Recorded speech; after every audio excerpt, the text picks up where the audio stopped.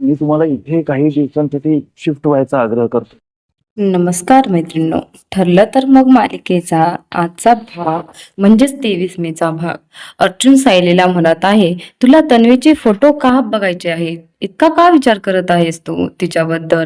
सायली विचारलेल्या प्रश्नांची उत्तर न देताच मनामध्ये असा विचार करू लागते आणि म्हणत असते, मला या प्रश्नांचे उत्तर तुम्हाला आत्ताच देता येणार नाही, पण या फोटोमधील मुलीसोबत माझा काहीतरी संबंध नक्कीच आहे.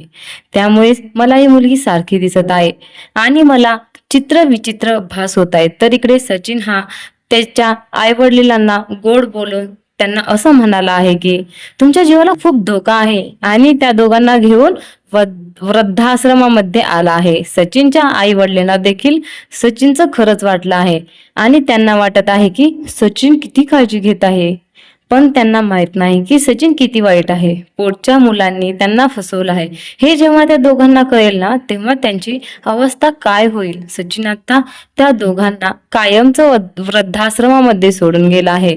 तर इकडे सायली तन्वीला लहानपणीचा फोटो पाहून म्हणत आहे, तुझ्याकडे पाहिलं की तू खूप जवळची आहे असं मला वाटतं. मला स्वतःचा भास होतो. ज्या मुलीला मी कधीच भेटली नाही त्या मुलीचा फोटो पाहून मला असं का होत